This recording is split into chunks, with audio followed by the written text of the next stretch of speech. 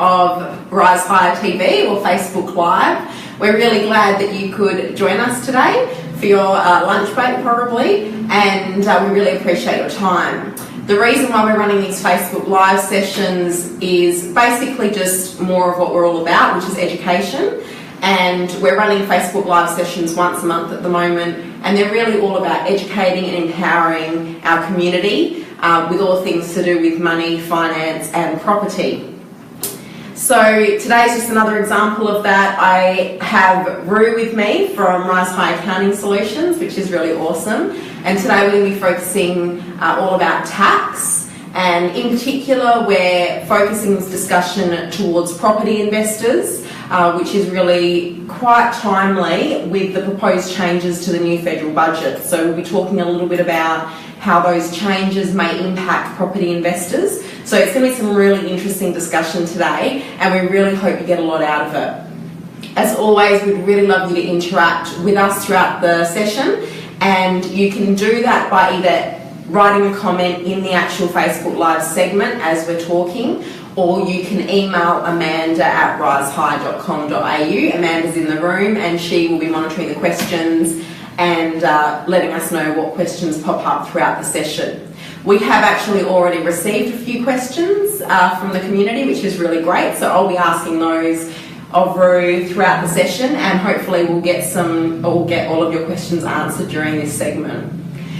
Just before we get started, I just wanted to have a big shout out and thank you to all of our amazing clients. We are very excited at the Rise High team because tomorrow night we have the Mortgage and Finance Association Awards, and we are up for 7 categories of awards, and that includes Best Customer Service and Best Mortgage Broking Business. And these awards wouldn't be possible without the loyal support and advocacy of our clients, and we really appreciate everything you've done to help us get to this point. And there's nothing that we love more than our clients, so we really value and respect the fact that we've reached that level that we are getting recognised for great customer service, so thank you very much. Along the same lines, we found out the other day that we are also up for a national award in the Australian Broking Awards for Best Customer Service, so that's also a massive honour, and really the award belongs to our clients because they make our job such a joy. So just a massive shout out and thank you. Last night we had an awesome seminar and we were talking about ownership structures and tax.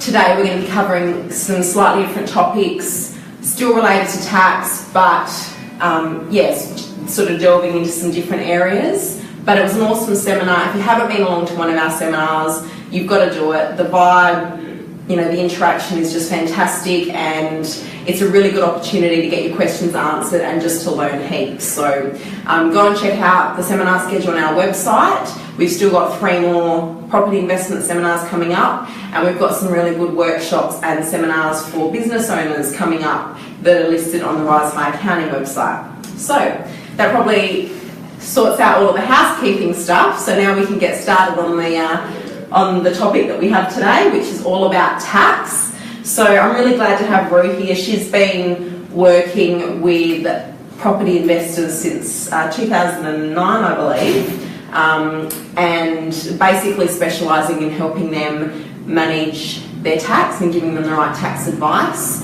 and accounting advice. And the thing that I love most about Rue is that she is a property investor herself. She loves property, so she lives and breathes it, and she practices what she preaches, which is really great. I think from an accountant to not only have the formal qualifications and training, but also to have the practical real life experience. So thanks for joining me today, Rue. No, nice to be here, Marissa. Yeah, great. So look, I thought we'd just start with something a bit basic and talk about negative gearing versus positive gearing. So can you please just explain how negative gearing works and how that impacts investors or helps them to reduce their tax? Yeah, absolutely. So we talk about negative gearing a lot. This federal budget, last federal budget, has always been about negative gearing and how does it work and how it's going to impact property investors. So just in a general sense, negative gearing means if your income for the property is less than the expenses, So you're creating a loss there. That loss will impact on your taxable income. If that property is reducing your taxable income and reducing the tax that you pay to the tax office, your property is essentially negatively geared. So on the flip side, if the income is more than the expenses, that means that your property is positively geared. Yeah, okay. So, there are a lot of investors that do invest in property for the tax benefits, I guess for the negative gearing as such. So, what is better? Is negative gearing or positive gearing better? I get this question all the time. There's no better one way or the other. It comes down to what is suitable for you personally.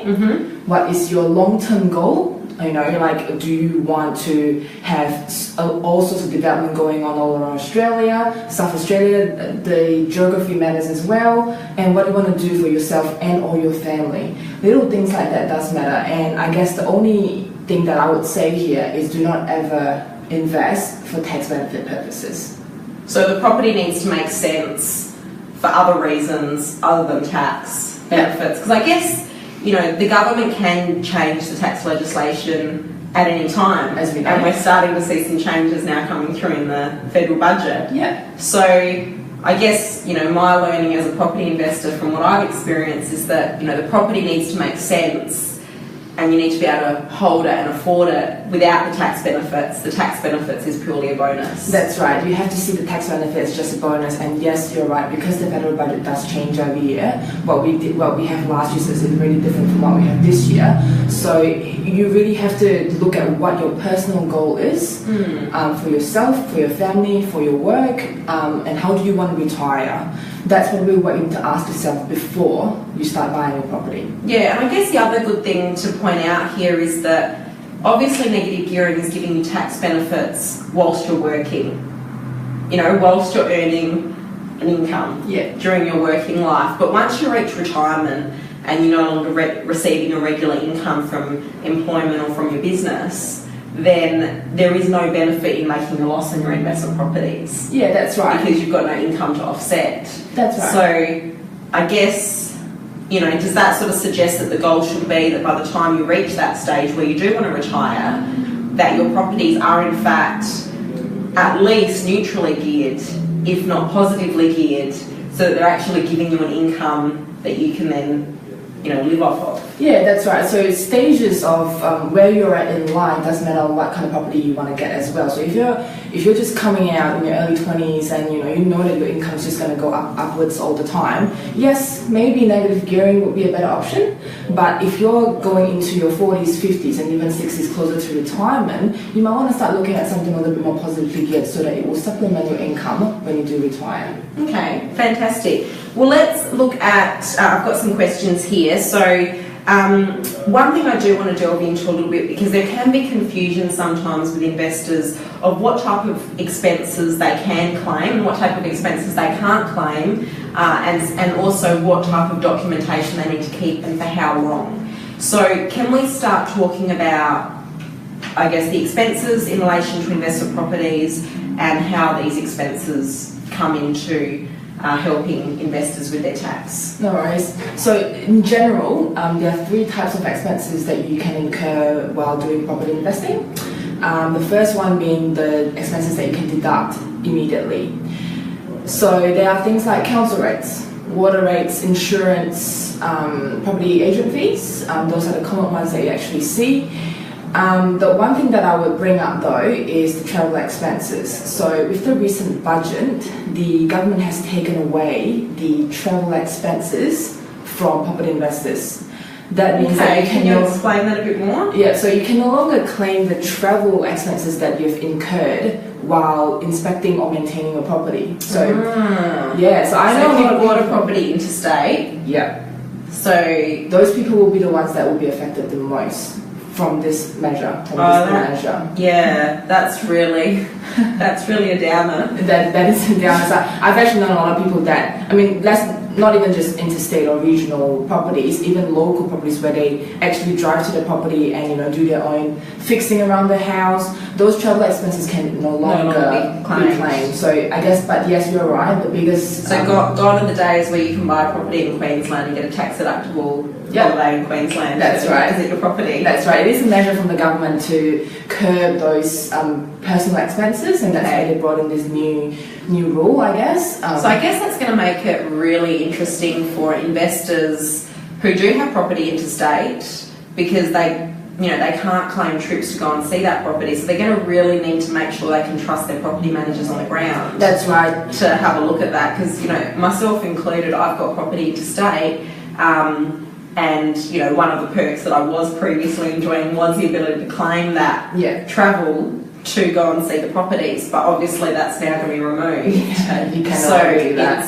It puts more reliance on my relationship with my property manager, I guess, to ensure that I'm comfortable with what they're doing in terms of managing the property. That's right, and because property management fee hasn't been removed from the tax deduction, so you can still claim property management fees. Yeah. So I guess there will be some sort of a surge with property management services to increase going forward after this budget.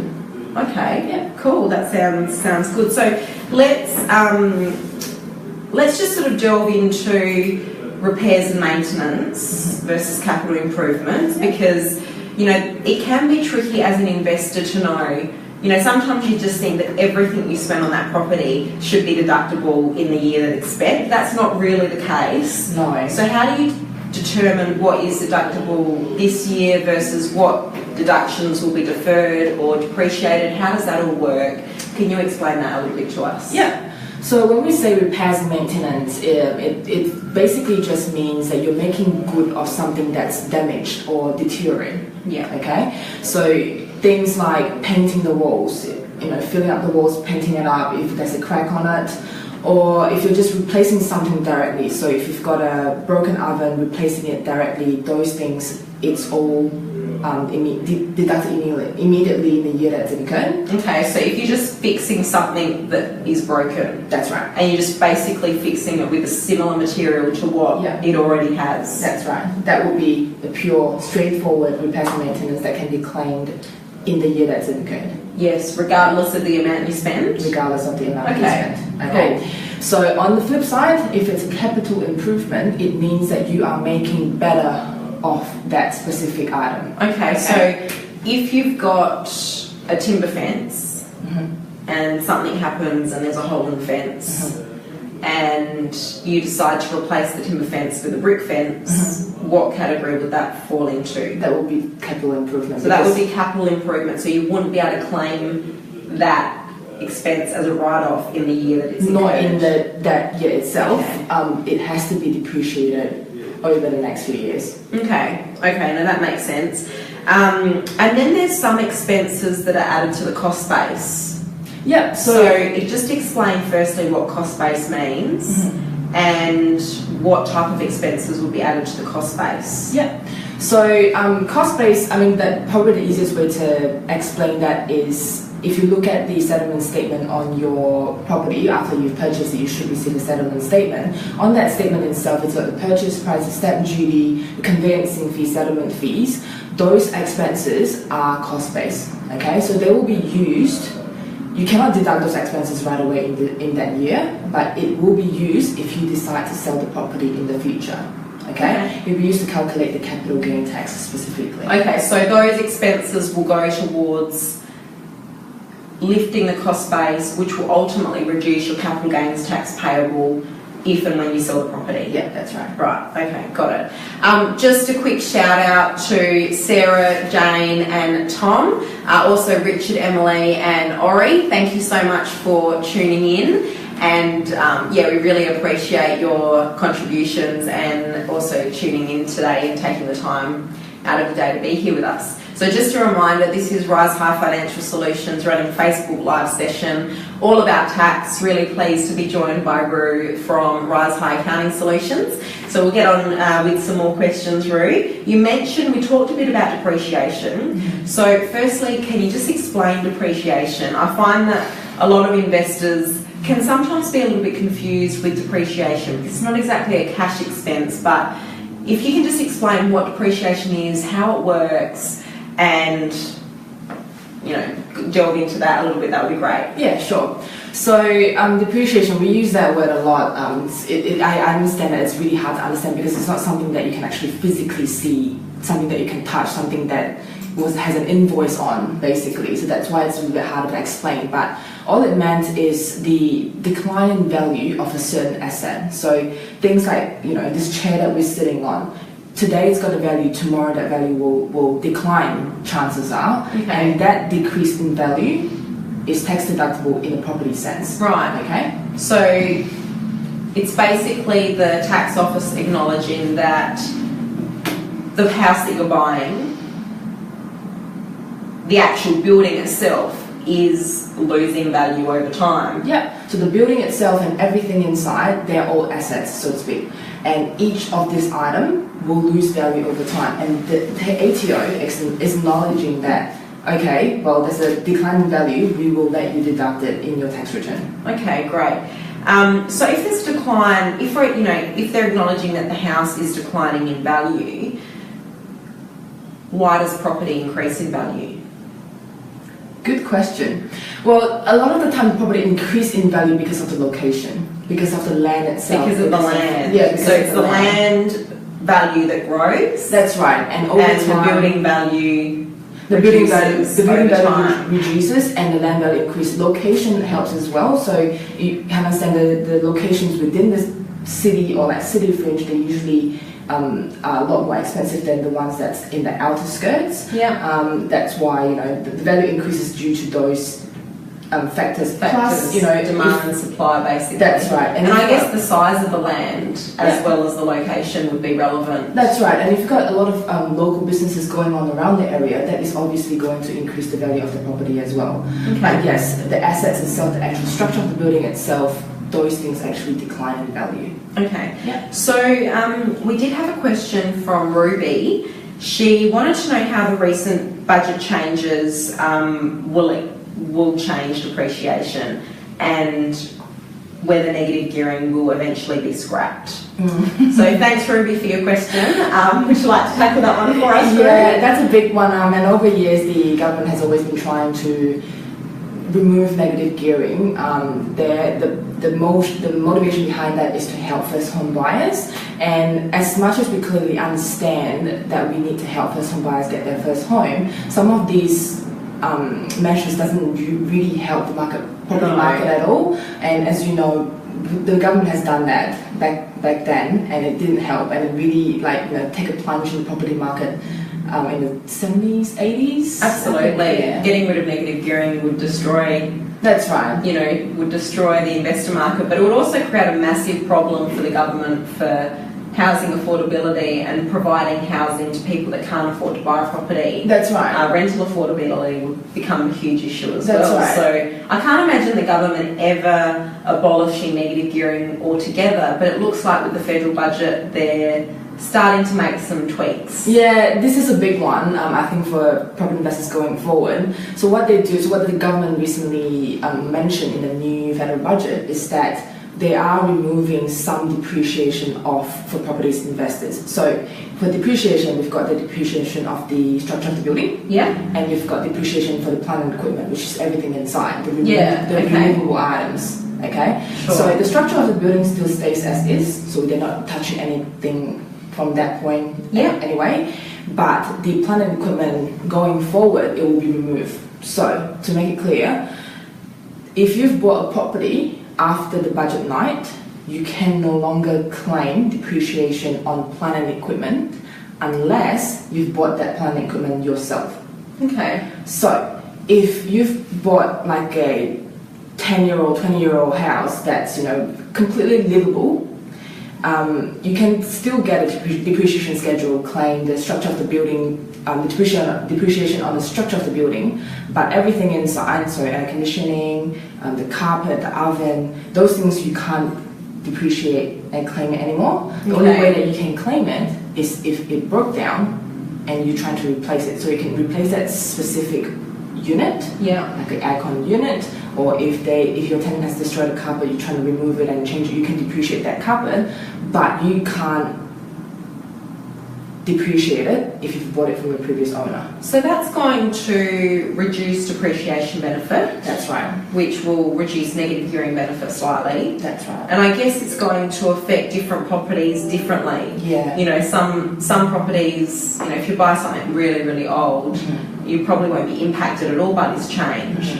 But if you're buying a fairly new property, you will probably get less depreciation than what you would have previously expected. Is that correct? That's where I guess until the legislation comes out, we won't know for sure. We still need a bit of clarity on that. Yeah. So maybe we need to have another session and give you some more information about the depreciation changes once we have clarity on exactly what the legislation will say. Yeah, that's right. And just to touch on that as well, the government is encouraging first home owners to buy properties. So I don't imagine them taking away things like you can't depreciate brand new properties or housing land packages off the plan, all that stuff. I don't imagine they would do that. But at the same time, until we get the full legislation, we can't know for sure what the government's going to try and do here. Yeah, okay, great.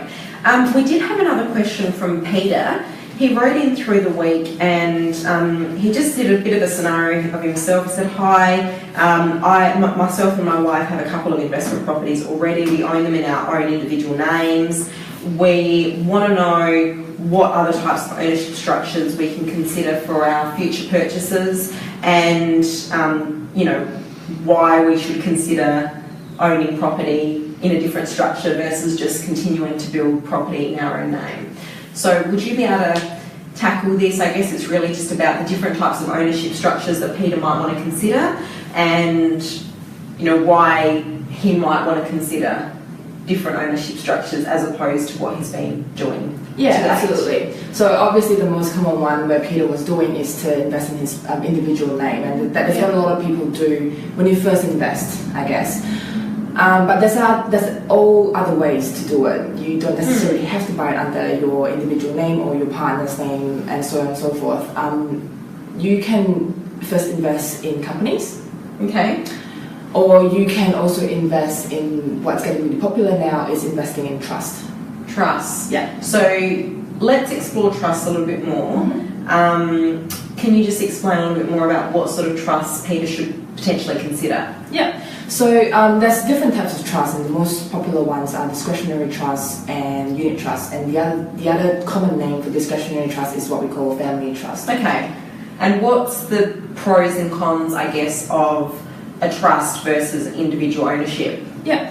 So when we look at pros and cons, we look into specifically a few main points. First of all is the risk protection. Okay, so when you buy a property, it is an investment anyway, so you need to protect yourself against your personal stuff, so your investment stuff. So number one, risk protection. So that could be particularly important for people that are self-employed potentially, or in high-risk professions. Yeah, that's right. Where they need to make sure that, if they are sued and they do face liability that they're not covered by insurance, that their property assets aren't exposed. That's right. So if you're in a high-risk industry, I guess the most common one that we've dealt with is doctors, for example. They are a good example. Yeah, they are in a very high-risk industry because they could personally get sued for misdiagnosis, and it happens more common than we think, but it is quite a high-risk industry. Yeah.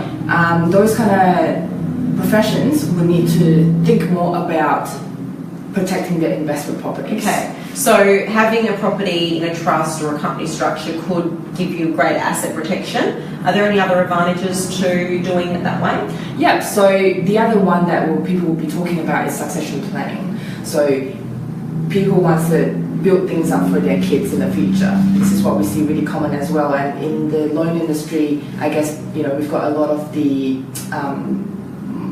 parents helping their kids to... like family guarantees. Yeah, that's right. Loans like that. That's right. And, and this is one way to help your kids. But the other way is, say if you've got an investment property that's under your individual name and in the future you want to pass it on to your kids. If it's in your individual name and you want to pass it on to your kids when you're still well and alive, you will be incurred stamp duty and capital gain tax if you want to just transfer that directly into their name. Okay. Yeah. But if you put it in a trust, all you have to do is just go to a lawyer, change the trustee of the trust, and that property will be under your kid's name. Yes, you do that's a good advantage. So if you're like, I've got young kids, so if I'm buying a property and, ultimately it's for them long term, but until they reach a particular age, I want to look after it, and then when I feel like they're, old enough and mature enough to take over it, I can pass it to them. That's a really good advantage. Yeah, that's right. That could also help them down the track with their own property goals or their own home ownership goals. Yeah, that's right. And the fact that it's already been held in a trust, they can obviously do it however the way they want. So they can change the beneficiaries in there if they need to. They can. All they need to do is consult, obviously, a professional before they do that. Yes. But this gives them that flexibility going forward for their next generation as well. And one of the things I love about discretionary trust is that you do have ultimate flexibility and control over how the profit of a positively geared property or potentially the sale of a property is distributed. That's right. So instead of having a pretty, or instead of having no choice or flexibility about how that happens, you can make the profit as tax effective as possible by being able to distribute it to a number of parties. That's right, and that's, I guess, one of the biggest benefits as well going into a trust, other than the other two that I was talking about, is that it gives you flexibility into. We don't have to decide who to distribute it to at the beginning. We can just have a look at how the whole family group is doing in that financial year, and any profit can be distributed according to the whole family group. In that sense, we will obviously bring the whole tax level down for the whole family. Okay, and the distributions can change each year. That's so right. This year you can distribute it this way, next year you can distribute it that way. That's right, because you never know what's going to happen in that financial year. Sometimes people lose jobs. Yeah.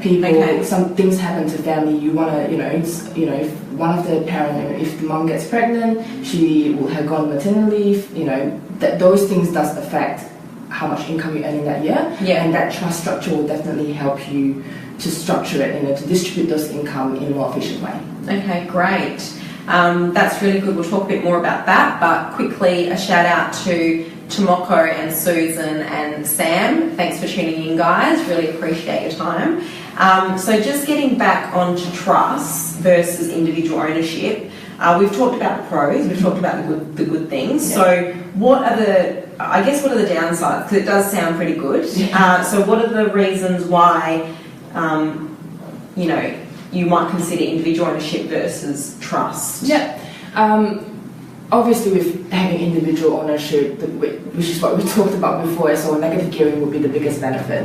Okay, because you can offset the loss of the property against your personal income. That's correct. So that's one of the biggest benefits, having it under individual name. Yeah. Having it in a trust, however, you don't get to enjoy that loss right away.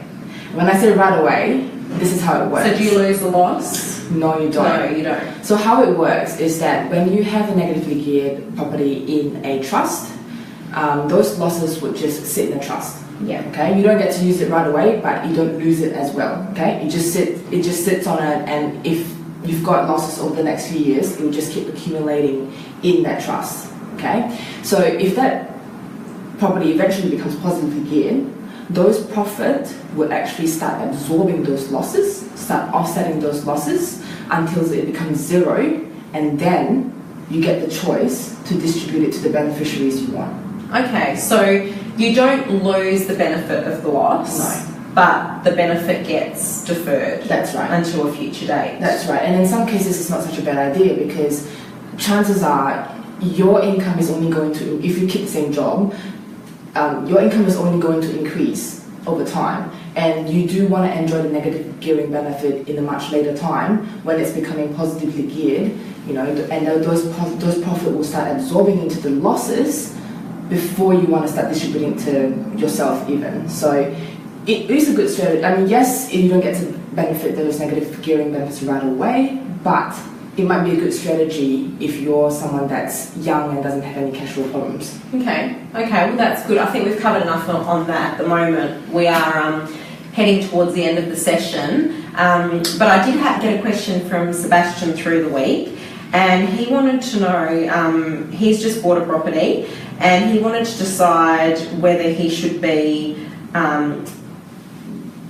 whether it's okay for him to basically repair and maintain it, or do some repairs and fixing up the property straight away, or he has heard about some sort of 12-month rule. So he wanted to get clarity on what's the difference between whether he does repairs and work to improve the property in the first 12 months versus following that. So would you be able to answer that question for us? Yeah, so if you've got a property that's, you want to do some work on it and you want to sell it right away, I mean, generally I would say if you can hold it on for more than 12 months for that specific property, that would be better. And the reason I say that is because if you hold a property for more than 12 months, yes, you get the capital gain tax discount of 50%.